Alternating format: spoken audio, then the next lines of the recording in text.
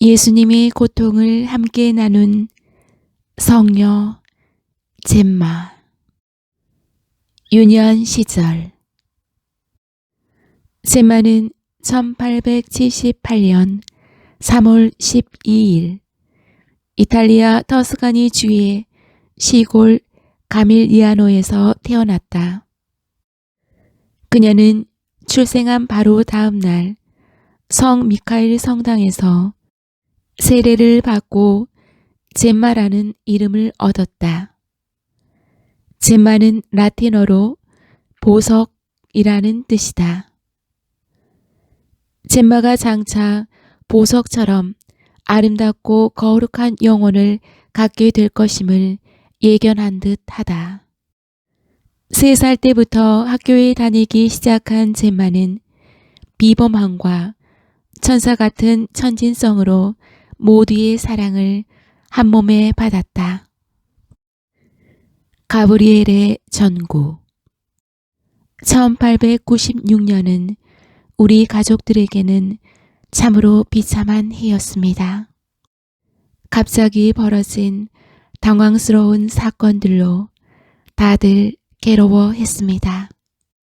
그 중에서도 가장 견디기 어려웠던 것은 극도의 가난과 호전됨 없이 점점 깊어만 가는 아버지의 병세였습니다. 아버지가 돌아가시던 날 묵상 중에 내가 흘리는 눈물이 무슨 의미가 있는지 예수님께서 되물으시는 듯하여 저는 더 이상 쓸데없는 눈물을 흘리지 않기로 했습니다.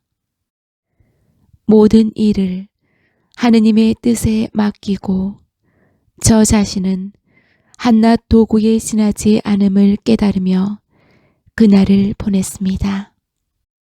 그리고 돌아가신 아버지 대신 새삼 커다란 아버지의 모습으로 제게 다가오신 예수님께 앞일을 의탁하고 마음을 정돈했습니다. 이 기록을 볼 때 젬마는 아버지를 여의고도 그다지 서러워하지 않은 것처럼 보인다. 그러나 이는 결코 젬마가 별로 슬프지 않았기 때문이 아니다.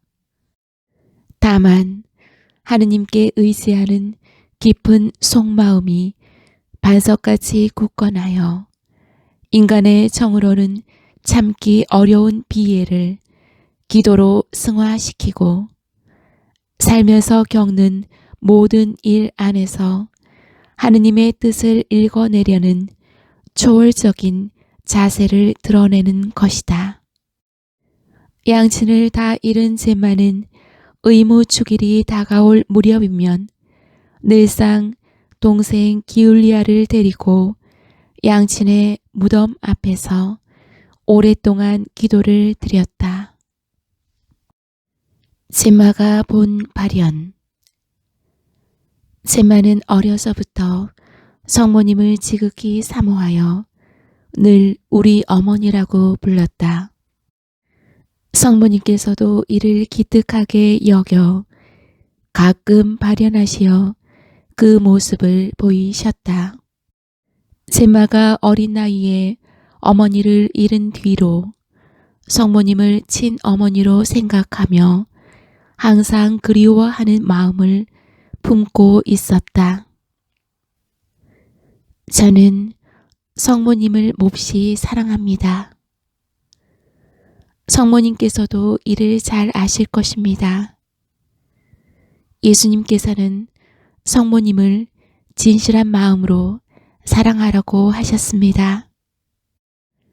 성모님 역시 저를 끔찍히 아끼시며 사랑으로 대해 주신다는 것을 잘 알고 있습니다. 성모님이 안 계셨더라면 저는 정말 어찌 되었을까요?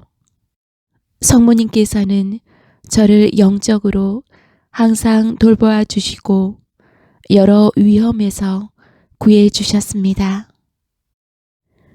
오 어머니, 성모 마리아님, 저는 어머니를 영원히 사랑할 것입니다. 성모님도 이 효성이 갸륵한 딸의 사랑을 기특하게 여기시어 당신 성자로부터 많은 성총을 간구해 주셨으며 가끔 발현하시어 잿말을 품 안에 사랑스러이 안아 주셨다.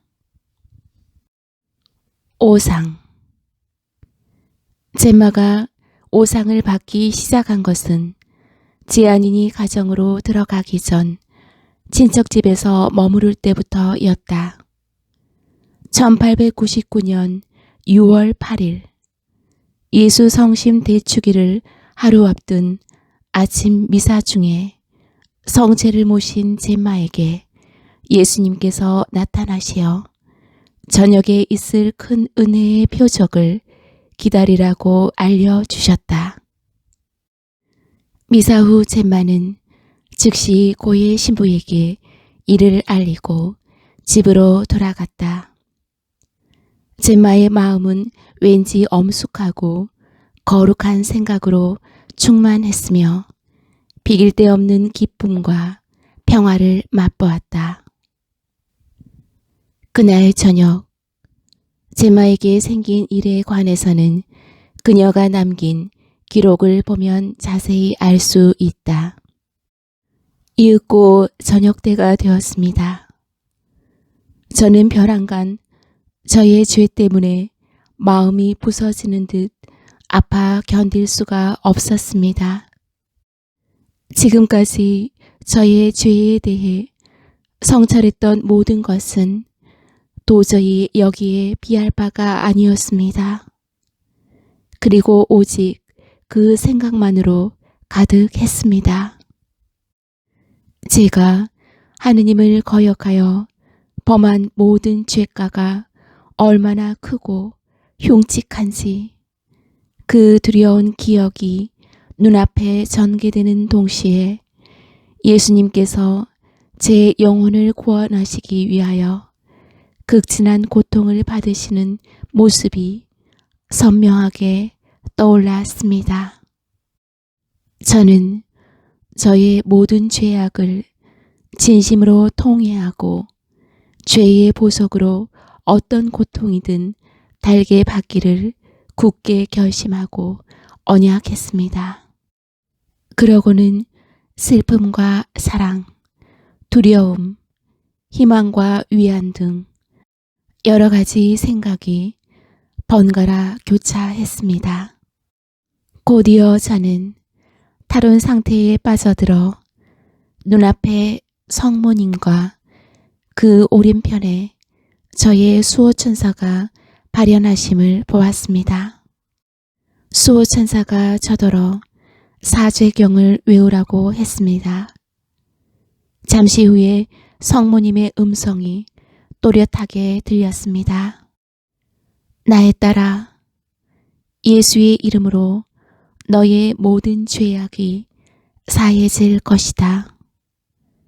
내 아들 예수가 너를 사랑하여 장차 너에게 큰 은혜를 베풀 것이다. 너는 그 큰 은혜를 받아들이겠느냐? 하고 물으셨습니다. 저의 죄를 제 눈앞에 둔 저로서는 무엇이라고 말해야 좋을지 몰라서 주저했습니다. 그러자 성모님께서는 내가 너의 어머니가 되겠으니 너는 나의 참된 딸이 되어줄 수 있겠느냐? 라고 하시며 입고 있던 망토를 저에게 덮어주셨습니다. 그 순간에 오상을 지니신 예수님께서는 발현하셨는데 오상에서는 피가 흐르지 않았으며 벼랑간 타오르는 불꽃이 제 손과 발과 심장을 뚫고 들어와 저는 몸이 타는 듯한 아픔을 느꼈습니다. 결국 저는 견디지 못해 쓰러졌고 성모님께서는 저를 망토로 감싸 주셨습니다. 몇 시간 동안이나 그 상태로 있었는지는 모르지만 성모님께서 제 이마에 입맞춤 하시는 모습만은 기억하고 있습니다. 저는 여전히 바닥에 꿇어 엎든 채로 있었으나 수족과 왼편 가슴이 너무도 아파서 침대에 몸을 눕히기 위해 일어났습니다. 그러다 좌우의 손과 발에서 그리고 늑골에서 철철 흘러내리는 피를 보고 깜짝 놀랐습니다. 우선 흐르고 있는 피를 멈추어 보려고 헝겊으로 상처를 싸맨 후 수호천사의 부축을 받아 겨우 침대에 누울 수 있었습니다. 사도적 임무. 제 말을 바라보시던 예수님께서 다시 물으셨다. 젬마야, 너가 나를 사랑하거든 내가 시키는 일을 행하겠느냐? 주님께서는 깊이 탄식하시며 회한의 심정을 젬마에게 토로하셨다. 이 세상은 어찌하여 이리도 나를 배반하는가? 죄인들은 죄 중에 파묻혀 있으면서도 회개할 생각조차 하지 않고 마음이 약한 자와 비겁한 자들은 자신의 정욕의 노예가 되어 죄를 이겨낼 용기를 내지 않는다. 고통 중에 있는 자들은 희망조차 구하지 않으며 내가 저들에게 준 신앙과 수계에는 관심조차 없이 사람들의 마음은 점점 사나워지고 차디차게 식어가고 있다. 나는 모든 영혼에게 필요한 제각기의 은총을 퍼부어 주었다. 교회에는 빛과 생명을 주었고 성직자에게는 덕행과 힘을 주었으며 죄인을 회개시키고 인도하는 임무를 맡은 이에게는 지혜를 주었고 나를 따르는 본분을 가진 이에게는 용기와 힘을 주었다. 의인뿐만 아니라 암흑에 있는 죄인들에게까지 모든 은혜를 골고루 나누어 주었다. 나의 광희는 저들의 목석 같은 마음을 온유하게 만들고 저들이 회개하는 데 필요한 것은 모조리 다 흡족하게 주었다. 그러나 그렇게 돌보아 주었건만 내게 돌아온 것은 무엇인가? 저들은 내 자비와 사랑을 배척하고 마치 내가 저들을 전혀 사랑하지 않았던 것처럼 마치 저들을 위하여 순환을 받지 않았던 것처럼 나를 도무지 모른다는 듯이 잊어버리고 살고 있다. 내 마음은 그래서 늘 아프다. 나는 성당에서 적적하게 혼자 머물러 있어야 하고 때때로 사람들이 모인다고 해도 그것은 나를 사랑해서라기보다는 순전히 다른 동기가 숨어 있다. 나의 집인 성당이 이처럼 다른 목적을 위한 집회소로 전락하는 것을 지켜보아야 하는 나의 섭섭함과 아픔은 이루다 말할 수가 없다. 더욱이 겉으로는 열심을 가장한 채 깨끗한 내 몸을 받아먹는 위선자들을 볼 때 내 마음은 부서지는 것 같다. 예수님, 저는 차마 더 이상 듣지 못하겠습니다. 하느님의 긴 탄식을 가로막은 젬마는 예수님께서 자기를 선택하신 큰 뜻을 알아듣고 이제부터 전력을 다하여 죄인들을 회개시키는 일에 전념하겠다는 각오를 단단히 품었다. 젬마는 이 새로운 임무를 받고 주님께 언약했다. 주님, 제가 어찌 주님을 위하여 제 몸과 마음을 온전히 바치기를 주저하겠습니까? 주님을 위해서라면 어떠한 고난이라도 달게 받고 주님의 마음에 드는 딸이 되기 위해 죄인들이 회개하도록 이끌겠습니다. 이 약속을 지키기 위해 마지막 피 한 방울까지라도 진심으로 쏟아 바치겠습니다. 최후 병고와 임종. 그동안 젬마의 병은 더욱 깊어져 몸을 움직일 기운조차 남지 않았다. 그래도 젬마는 전혀 실망하는 기색 없이 양순하게 머리를 조아리고 가만히 되뇌기만 했다. 주님의 거룩한 뜻이 제게 이루어지소서. 이 마지막 병고 중에 젬마에게 흉포한 마귀들은 온갖 수단과 방법을 동원해서 병중의 젬마를 방으로 유혹하여 젬마의 마음을 어지럽히고 근심과 비애와 깊은 절망에 빠지도록 갓은 계교를 다 부렸다. 마귀들은 젬마에게 그녀의 일생을 비추어주고 가난하고 불쌍하게 지냈던 눈물겨운 모습과 어린 동생들과 함께 굶주림에 시달리던 갖가지 슬픈 기억을 떠오르게 하고 지금도 혼자 내버려진 것처럼 암담함을 느끼도록 만들었다. 자, 이것들이 보이느냐? 너가 한평생 하느님만을 섬기고 얻은 것들이다. 여지껏 하느님을 위하여 모든 것을 바친 보람이 대체 어디에 있단 말이냐?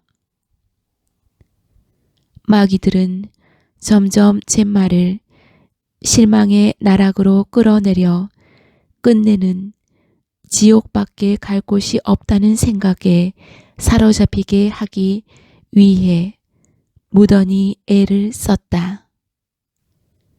마귀들은 여러 가지 흉악한 몰골로 젬마의 눈앞에 그 실체를 드러냈다. 그래서 젬마의 침실은 마치 지옥 같은 악마 소굴을 연상케 할 정도였다. 이런 연유도 있고 하여 간호수녀의 수녀들이 젬마를 맡아 간호하게 되었는데 그들은 다 같이 젬마의 지극한 인내와 하느님의 뜻에 순종하는 아름다운 덕을 직접 보고 감복하여 이를 증언했다. 마귀와 병마가 엄습하여 심신이 극도로 쇠약해진 와중에도 한마디 불평이나 원망의 소리 없이 인내하던 젬마가 격심한 통증에 기신하여 꼭 한 번 고통스럽다는 말을 꺼낸 일이 있었다. 예수님, 저는 이제 더 이상 참을 수가 없습니다. 예수순환 성금요일에 젬마는 두 팔을 벌린 자세에서 다른 상태에 들어갔는데 여러 가지 감정이 엇갈리는 것 같아 보였다. 젬마가 마치 십자가상에서 최후의 고초를 겪으시는 예수님의 고통을 그대로 겪는 것처럼 보였기에 옆에서 이를 지켜보는 이들은 신비롭고 거룩한 생각에 잠겨 들었다.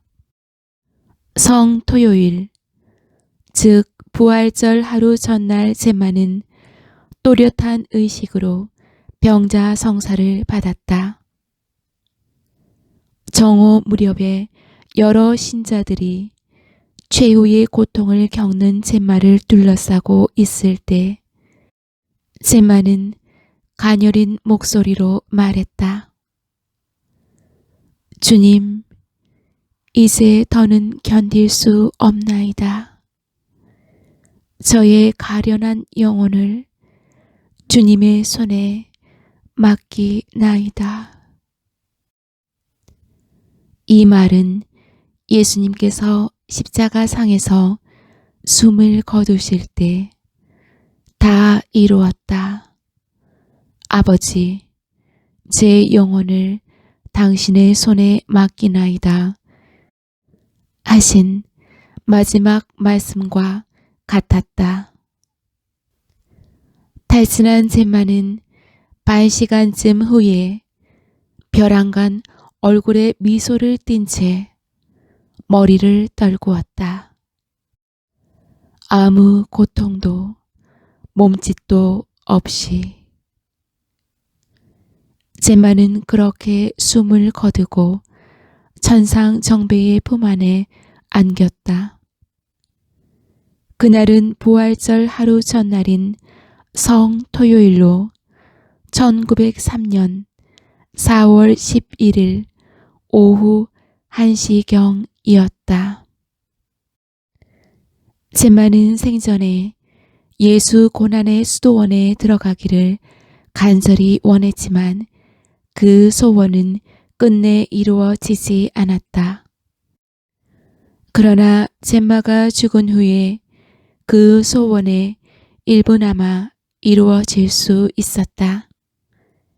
제마의 시신에 수도복을 입히고 가슴에는 십자고상을 올려놓았으며 왼쪽 가슴에 예수님께서 예수 고난의 창설자인 십자가의 성 바오로에게 보여주신 예수 고난회의 독특한 휘장을 달아 놓았던 것이다. 제마의 얼굴에는 숨을 거둘 때의 미소가 여전히 감돌고 있어 마치 고이 잠든 사람처럼 보였다. 시복식과 시성식. 이탈리아에서 처음으로 제마의 전기가 출판되자 독자들의 여러와 같은 요청에 따라 재판에 재판을 거듭했다. 이는 뛰어난 광고술이나 포장술에 의해서가 아니라 독자들의 요구에 부응한 것이었다. 제마의 전기가 수록된 서적들은 수십만 부 이상 발행되었다. 여기에 유럽 여러 나라의 언어로 번역된 부수를 합산한다면 그야말로 대단한 베스트셀러인 것이다. 남미의 브라질과 멕시코, 북미의 캐나다와 아시아의 중국에서도 제마의 전구로 여러 가지 은혜를 받았다는 보고가 연이었다. 제마는 세상을 떠난 후에도 수많은 죄인들을 회개시켜 하늘나라로 들어가게 하고 거룩한 일을 계속하고 있다.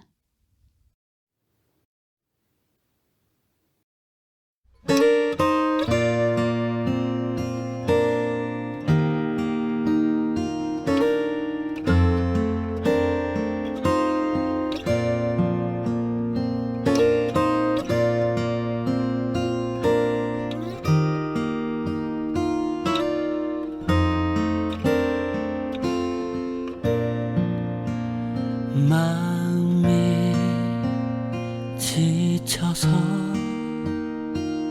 기도할 수 없고 눈물이 빗물처럼 흘러내릴 때 주님은 우리 연약함을 아시고 사랑으로 인도하시네.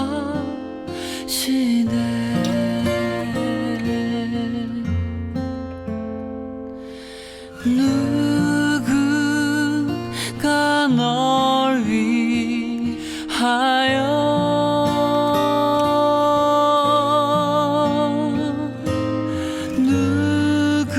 누군가 기도하네.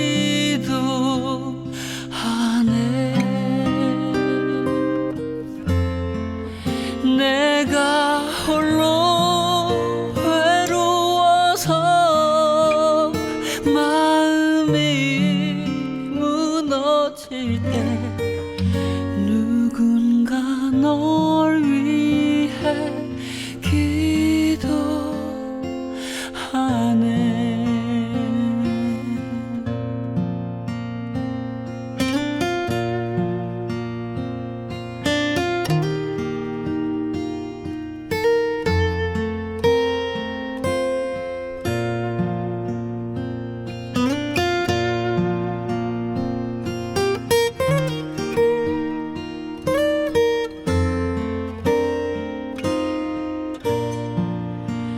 주님은 우리 연약함을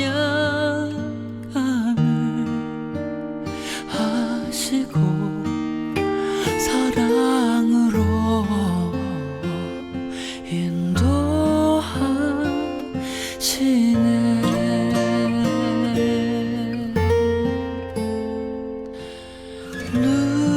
누군가 널 위하여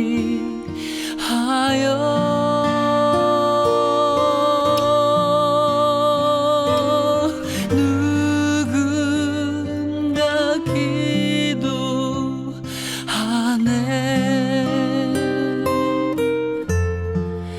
내가 홀로 외로워서 마음이 무너질 때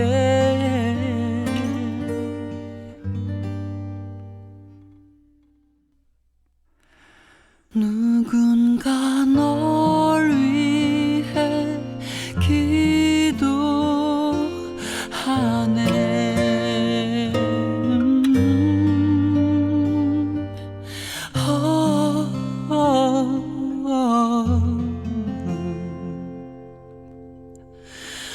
oh.